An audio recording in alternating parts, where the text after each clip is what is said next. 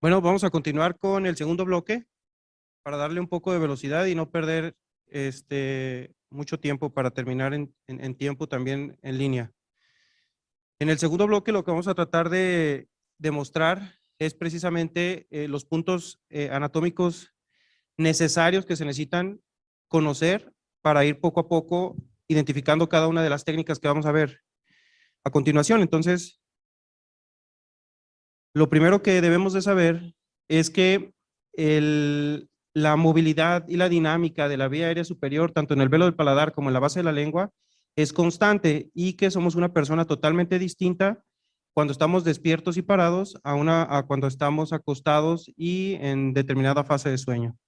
También es importante recordar que no todos los pacientes son quirúrgicos,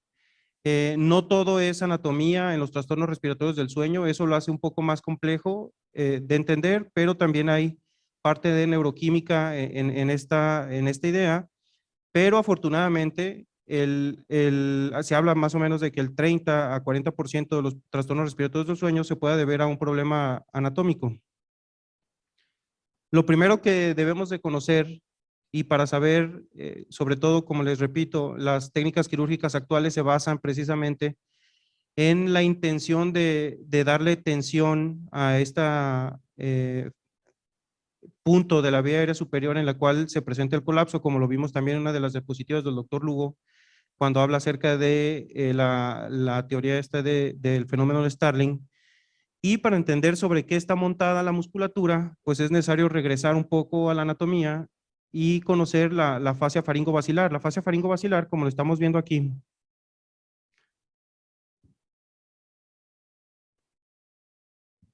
está suspendida de precisamente las alas internas del esfenoides en la región lateral hasta el ámulus, a la mandíbula en el rafe mandibular y de nueva cuenta se va hacia la parte inferior, hacia el yoides, para ir poco a poco a su región caudal, a postrarse en las paredes laterales de la laringe. Esta es la posición vista de caudal hacia cefálico y cómo la fascia precisamente va haciendo un recorrido casi circular porque está la cuana en su parte anterior y que corresponde a la porción media de la fascia profunda. Esta fascia, dentro de las estructuras que son importantes recordar, es que tiene tres porciones en las cuales está desprovista de la misma. La primera porción está en lo que nosotros conocemos como la trompa de Eustaquio y que ahorita también vamos a ver ahí con el anillo de Passavant. Y la segunda porción, que es muy importante, que está entre el constrictor superior y el medio, más o menos en lo que nosotros anatómicamente, cuando estamos operando las amígdalas, vemos hacia el polo inferior, en el cual precisamente está provisto de una pérdida de continuidad de la misma y por ahí vamos a ver estructuras neurovasculares importantes y que este es como un primer tip, debemos de evitar en nuestras cirugías. No hay que ir desde el punto de vista lateral faríngeo tan abajo ni tan lateral porque podemos encontrar esta zona en la cual esa fascia tiene la capacidad de estar desprovista de la misma. De nueva cuenta, desde el punto de vista lateral, vemos también estas zonas de sostén de la fascia faringo-basilar, en la cual la musculatura va a estar haciendo sus inserciones y una de ellas, como lo estamos viendo aquí, que se llama el rafe mandibular, hacia la parte inferior y hacia el ligamento también estiloioideo y hacia la región, como les había platicado, laringia lateral. Aquí de nueva cuenta, desde el punto de vista externo, vemos esto entre el constrictor superior y el constrictor medio, vemos el espacio o el segundo espacio de la fascia faringo-basilar. El primer espacio está acá en la trompa de Eustaquio, junto con la porción transversal del músculo palatofaringeo, el borde superior del constrictor superior forma el famoso anillo de Passavant. Y el último canal o pérdida de continuidad de la fascia, pues está para el anillo superior. Viéndolo desde el punto de vista posterior, vamos a ver que precisamente la vía aérea superior pareciera un embudo y tiene una forma como reloj de arena desde el punto de vista externo. Esta misma estructura que estábamos viendo anteriormente, la fascia faringo-basilar, está provista por las partes, en la parte externa en su musculatura y se suspende también a nivel del deltoides gracias a la apófisis estiloides, en los cuales se insertan los tres músculos, el estilo faringio, el estilo yoideo y el estilo gloso, como lo representa ahí el esquema. Ya abriendo desde el punto de vista posterior hacia anterior, lo que vendría siendo la capa mucosa de los constrictores, vamos a ver las estructuras internas de la vía aérea, que como les comentaba, de manera dinámica, no los vamos a ver precisamente de esta forma, pero lo vamos a ver recubierto de músculo, pero es importante saber en dónde está anclada la fascia, en dónde tiene tensión y en dónde están agarrados los músculos para identificar cómo se está moviendo en el momento en el que veamos, por ejemplo, la endoscopía del sueño y saber qué músculos están participando para conocer qué tan exacta debe ser nuestra cirugía con la intención de romper la colapsabilidad en esa zona. De nueva cuenta, hacia la parte interna vemos que la importante de todas estas arterias, o una de las más importantes, es la arteria facial, ya que precisamente está desprovista del espacio entre la fascia faringo-basilar, entre el constrictor superior y el constrictor medio, y precisamente las arterias tonsilares son de esta ramita, de la rama facial, y hacia la parte superior o en el polo superior, lo que vamos a ver, es importante recordar también que de la arteria facial salen las palatinas ascendentes, ¿sale? Esas dos cosas son muy importantes recordarlas. De nueva cuenta, aquí aprovechamos la diapositiva, aquí está el rafe pterigomandibular, el constrictor superior, el constrictor medio. Del rafe pterigomandibular hacia adelante la fascia se continúa y es la fascia bucal, pero en la parte interna hay que tener cuidado ahí en el músculo palatofaringeo, precisamente hacia la parte inferior y lateral, porque como les platicaba, ahí está la zona débil de la fascia y ahí se encuentran los vasos y uno de los nervios. Si vemos un corte axial de la cavidad oral, un punto de referencia importante, digo, no es necesario ir a buscar la apófisis estiloides, pero para que nos imaginemos todos los que entramos aquí a cirugía, es que precisamente la apófisis estiloides es nuestro límite, porque en la parte anterior el espacio preestilio es libre de estructuras determinantes, pero hacia la parte posterior y lateral, de nueva cuenta, de nuestra zona quirúrgica, están estructuras sumamente importantes. Entonces, de nueva cuenta, la recomendación es que si vamos a meternos a manipular los músculos que están en la pared faríngea lateral, tomemos en cuenta esta zona y no ir lateral y no ir inferior, porque vamos a encontrar estructuras muy importantes ahí. Desde la parte interna, es importante recordar que los dos músculos que están alrededor de la trompa de Eustaquio, el anterior es el tensor y es el que le da la fuerza precisamente, o el que provee al velo palatino de su fascia como tal, y el elevador que va por la parte posterior de la trompa de Eustaquio, trabajan de una manera al mismo tiempo, por decirlo así. Es imposible imaginarnos, aunque anatómicamente están divididos, es imposible imaginarnos que se mueven el tensor en diferente momento al elevador. Entonces, al mismo tiempo, la funcionalidad es de cuando está funcionando de manera dinámica hacia la parte externa y superior. Y el músculo que estamos viendo aquí abajo, es importante recordar que también se está formado por dos partes. Una de ellas es la dorsal y otra es la caudal. Y regularmente una de ellas, uno de los fascículos es con los que trabajamos en alguna de las técnicas para no ir más interno. Hay, como lo va a explicar también ahorita el doctor Rafael, una de las técnicas es para pasar precisamente al constrictor y es importante recordar que las fibras musculares del palato faríngeo van de manera vertical y del constrictor de manera horizontal. Y también para recordar y aprovechar la diapositiva aquí, que la parte horizontal del músculo palatofaríngeo, que a veces coincide con la parte del borde superior del constrictor superior, forma precisamente el anillo de Passavant, que es el límite hacia la parte de la nasofaringe. Entonces, si vemos un corte lateral, de nueva cuenta aquí está el tensor, el elevador, la fascia palatina, el músculo como tal de la úvula, y la diapositiva que está a un lado es para recordar que en la parte superior y lo que divide la orofaringe de la nasofaringe es precisamente el anillo de Passavant,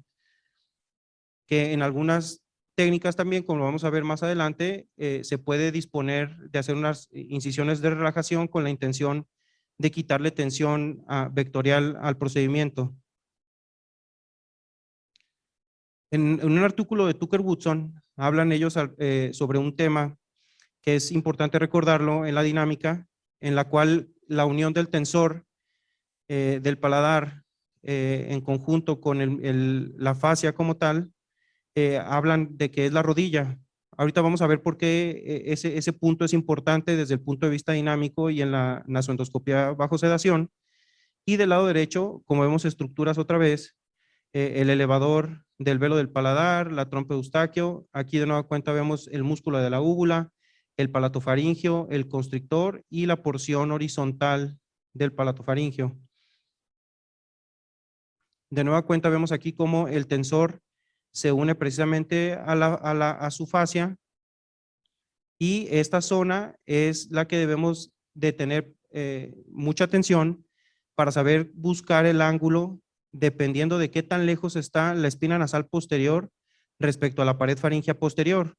con la intención de saber qué tan alto está nuestro punto K y qué probablemente qué dinámica pueda tener ese velo del paladar para identificar qué técnica pudiéramos utilizar. De nueva cuenta, estos son, como estamos viendo, cortes de cadáver. En la parte posterior aquí tenemos la nasofaringe, la trompa de Eustaquio, el elevador, la úvula, el palatofaringio, el tensor y esta estructura que se asoma aquí, que ya lo habíamos visto anteriormente, que es uno de los puntos de anclaje superior de la fascia faringofacilar y que en algunas técnicas quirúrgicas sirve de soporte para el cambio vectorial muscular. De nueva cuenta vemos un corte, vemos aquí al fondo el amulus, el velo del paladar, la campanilla, los músculos palatofaringios, el palatogloso. Y esto de nueva cuenta para recordarles que la unión del tensor del velo del paladar con la fascia nos va a dar el ángulo, que es lo que queremos demostrar aquí, marcado con el G o la rodilla o el genu. Eso es importante para entender la dinámica que pueda tener el velo del paladar.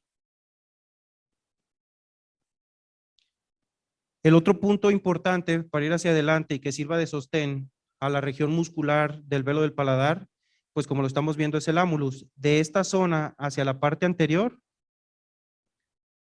y hacia la mandíbula va a buscar su zona de inserción y va a formar el rafé,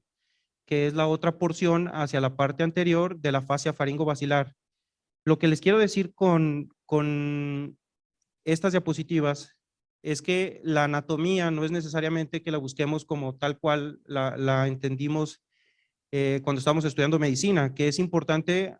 verlo desde un punto de vista dinámico, que lo vamos a ver recubierto de mucosa, pero que sí debemos saber de dónde a dónde va el músculo y cuál es la intención en la dinámica. Y en base a eso,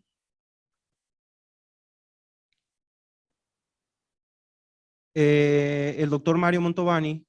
describe su sistema de POMAS. ¿Qué significa esto? Trataron de ejemplificar algo que para el otorrinolaringólogo es muy usual, que entendamos cómo se hace una ritidectomía,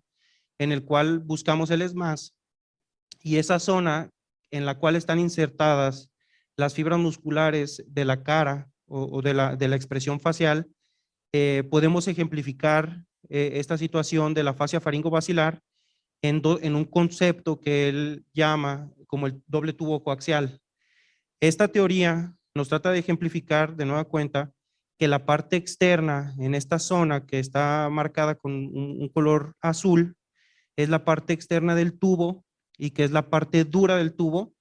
está suspendida de una manera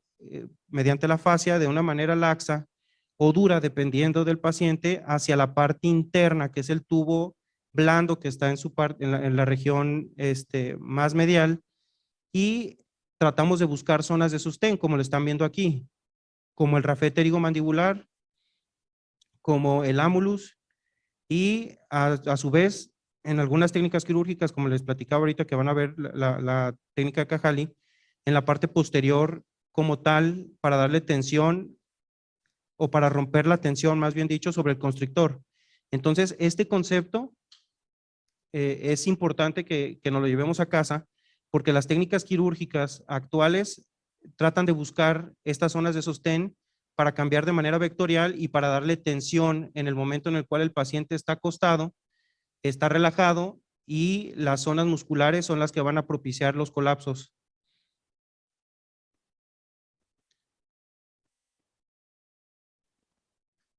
Es así que este es del artículo de la doctora Eva.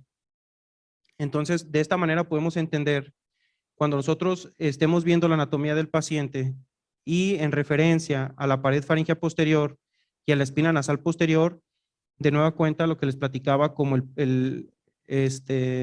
la rodilla del velo del paladar, qué tan lejos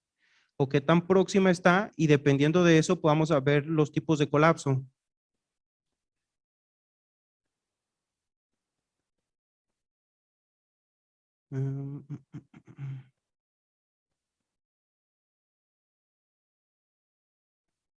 Quiero que vean ahí un video para ver cada uno de ellos.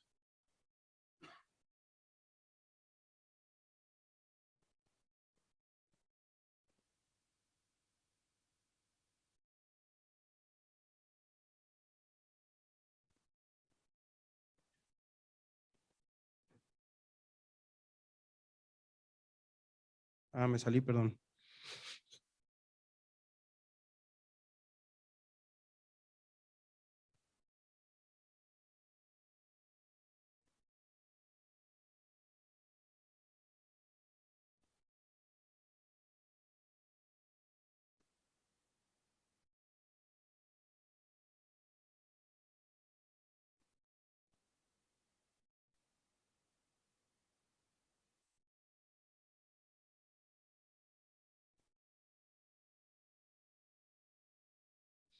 Es una endoscopía bajo sedación y vemos a su mano izquierda en la parte inferior como en un velo de paladar oblicuo puede hacer un cierre concéntrico contrario a una espina nasal posterior próxima a la pared faríngea posterior, en lo cual vemos la otra endoscopía en la parte inferior del lado derecho, como el cierre es más de adelante hacia atrás, y los intermedios pueden tener esa participación lateral, como lo estamos viendo en la parte, en el video de abajo en medio. Lo que les quiero decir con esto es que las técnicas quirúrgicas actuales, y en específico las que utilizan la tensión muscular, están buscando zonas de mayor rigidez, y esas están dentro de la misma fascia faringobacilar y dentro de la anatomía. Son estructuras importantes en las técnicas como los vamos a ir viendo. Y ya para terminar, quiero aprovechar el espacio de nueva cuenta para invitarlos en el noviembre, el 18, 19 y 20 de noviembre, para el Congreso Internacional de Medicina del Sueño, con la intención de que participen. Va a ser como de manera híbrida. Si